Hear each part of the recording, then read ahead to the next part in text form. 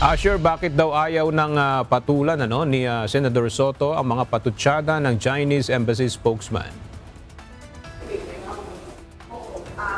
Aga, wag mag-react kapag may tumutulak na mag-react. Ito ang bahagi ng maikling tugon ni Senate President Vicente Soto III sa mga panibagong pambabatikos ng ni Chinese Embassy in the Philippines spokesperson Li Jingpen.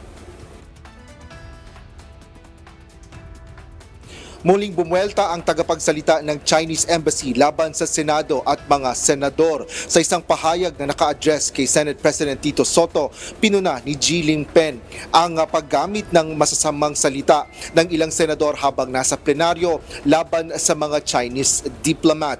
Gayun din ang pag-label ng mga senador sa China bilang isang bully at tinawag pang bad guest o troll farm ang naturang embahada.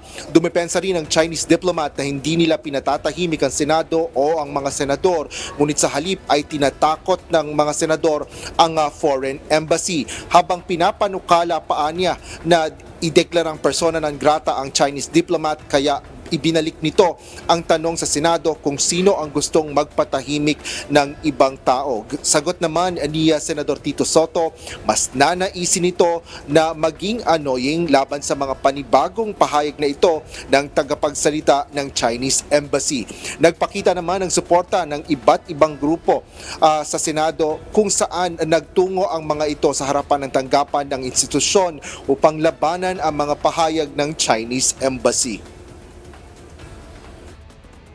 Kami ngayon sa Senado upang ipakita po sa mga senador natin na nandito po kami tumitindig kasama po nila dahil po sa adopted resolution number 37 po para po sa West Philippine Sea. At syempre para po kundinayan ang pambubuli at aggression ng mga Chinese vessels sa ating mga mangingisdang Pilipino po. Aga hiningan na rin ng reaksyon ang iba pang senador kaugnay nga dito sa mga panibagong pahayag ng tagapagsalita ng Chinese Embassy. Partikular na yung ilang mga senador na na-address din o na pangalanan din ng Chinese Embassy, kagaya na lang ni Senators Risa Ontiveros at Senator Francis Pangilinan. Ngunit wala pang statement o inilalabas na pahayag ang mga ito sa ngayon. Yan ang latest dito sa Senado. Balik sa'yo, Aga. Maraming salamat, Asher Kadapan Jr.